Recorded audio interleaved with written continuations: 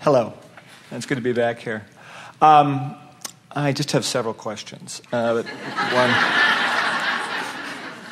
There is tar and feather waiting in the back room for you. Oh, God. I hope so. I sell commercial real estate. And I have clients who they're so focused on what they want. They never focused on how inappropriate or appropriate they are. They're just a hot knife and life is butter. And they're just single-minded, slicing right through it. Yes. And I have been able to observe it and begin to learn from it and tying it in with your teaching. And it has been a very, very powerful way of me using my business, using it in my business. Well, it's a wonderful thing. Words don't teach. Life experience teaches. But when you are able to observe life experience that is working and then couple it with the intellectual things that you are learning, that makes a very nice combination, doesn't it? It does. And it also ties in with my early life when I was trying to live my life appropriately. And I was trying to live my life. We're happy that you bring that in here because we don't want to spend a lot of time on this, but it really is the answer that you're looking for, and it will extend what we were talking about earlier into a clearer, newer place. And that is, you're all born as an extension of source energy, still really tapped into it. And if you were, right from the moment that you came forth, encouraged by those that are trying to teach you familiarity with your planet and all of that, if you were encouraged to pay attention and really care about how you feel, only, all of you would maintain your connection to source and you would create dramatically wonderful lives for yourself. But what happens sometimes, in fact often, is that you look to someone close to you, a parent or guardian, someone who is the vortex through which a lot of your well-being is flowing. And you determine, either because they tell you or from your own observation, that under some circumstances you will offer behavior that pleases them, and under other circumstances you will offer behavior that doesn't please them. And of course, you get more positive feedback when you offer behavior that pleases them. So as you offer behavior that pleases them, and it does please them, in other words, you try, you please them, you get the reward that you wanted for having pleased them, you learn a distorted thing. You begin to believe that their happiness and your behavior are tied together. Mm-hmm. So then, without meaning to, because you are such an uplifter, not just with this person, but with a lot of people, and maybe even the world in general, if you are really altruistic, you begin to believe that you carry the burden of other people's happiness and that it depends upon your behavior, and you start failing right away at keeping them happy.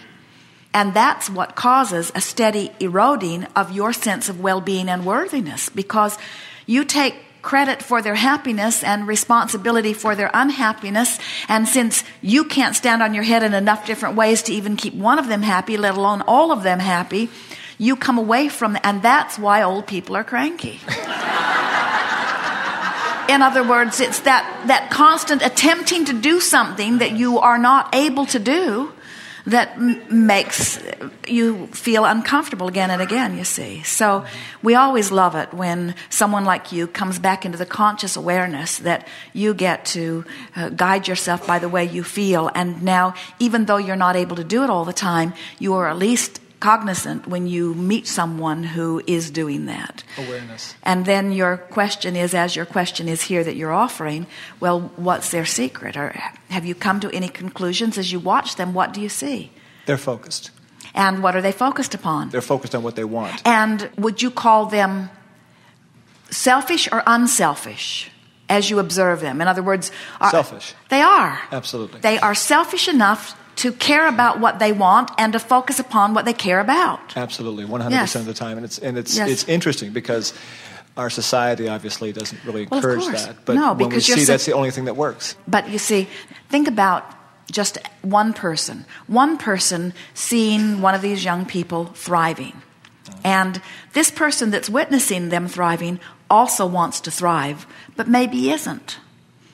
Well, when you want to thrive and you see someone thriving, Does it make you happy they're thriving, or does it make you unhappy in your awareness that you're not thriving? Unhappy. Now, it could go either way, but usually what happens is they just exacerbate your failure at achieving what you want, and that's why they don't appreciate you all that much. And then they start making up stories to try to make themselves feel better, but that's how everything gets all distorted. They say, oh, well, your father probably bought it from you, and they called you spoiled, and they called you greedy, and they called you rich, or they call you uncaring, or they call you selfish. In other words, they call you all kinds of things, but all that they're doing is flailing about in their own discord at their own not being able to figure out how to achieve what they want. And so we love it when they have the good fortune of coming face to face with someone who is thriving. But it's interesting. Have you noticed how people who want to thrive but aren't don't have ready access to thrivers? So the case studies that you are examining just keep reinforcing what you already believe.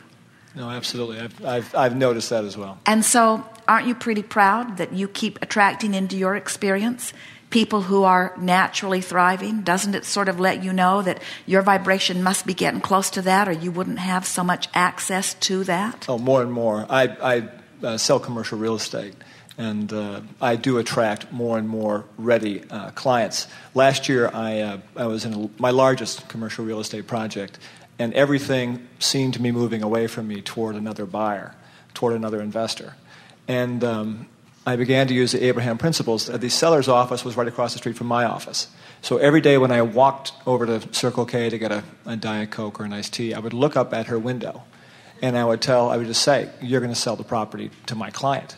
Now, they had the contract. The contract was shipped to New York. All it had to do was be signed, and the deal was done. And every day, I just focused on what I wanted, 100% what I wanted. And I would look up at her window, and I would just say it as I walked by.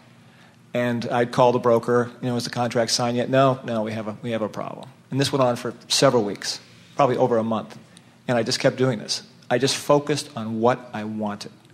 And then lo and behold, a week, probably 6 weeks later, the guy calls me, can your guys close in 3 weeks? And I say, yes, we can. And boom, it was effortless. But I had already, as you spoke, I had already achieved the vibration of this happening because I had to focus on what I wanted, and I did. And I just kept that vibration alive. And would you say you just refuse to let your mind focus otherwise? Absolutely. And that's the art of deliberate creating, isn't it? And it was, but it was pure. It was my pure Abraham teachings and background that's allowed that to happen. And as I say, I use the Abraham teachings exclusively in my business. Well, Esther has been enjoying her association through the television airwaves with Donald Trump. She has not met him, but she became interested in him when this new Apprentice television show began airing. And while the show itself is not particularly pleasing to her because it feels contrived and a bit distorted, she is enjoying getting to hear him. And then she began noticing that the universe was lining her up with different interviews that he would offer. And as she began listening to the words that come out of his mouth, she hears words like, oh, it is a juggernaut. Oh, it is the most magnificent thing that has ever been built. And most people who are hearing him would call him a braggart or would call him arrogant. But Esther is noticing the single-mindedness of his dialogue. She is beginning to notice that he does not allow himself at least to speak other than the way he would like it to unfold. And so as you begin getting a sense of what success principles are, and that it's only about aligning with your idea of what you want, period, that's all. The universal forces are not questioning your authenticity, they're not questioning your value or your reasoning ability or the appropriateness or inappropriateness of what you say you want. It's strictly aligning up with it or not. And when you've lined up with anything, wanted or not wanted, it's going to come to you. So when you say nothing is more important than the way I feel, and I'm going to increase my good feeling by my ability to focus, what you begin to show yourself is that you can bring yourself into alignment with any desire that you have identified. And when you bring yourself into alignment, then as it unfolds, it's going to be pleasing to you on all levels. You could never line up with your source and harm another. You could never line up with your source and deprive anyone of anything. When you line up with your source, the well-being that flows to you is well-being on all levels. Yes. Yes. I was speaking about this at the break, and I used Donald Trump as my example as well, as somebody who they label as arrogant. But I see him as just a person who's You learned use how to different focus. words. You call him aligned. Focused. Focused. Absolutely. In alignment. Yes. Thank you very much. Yes.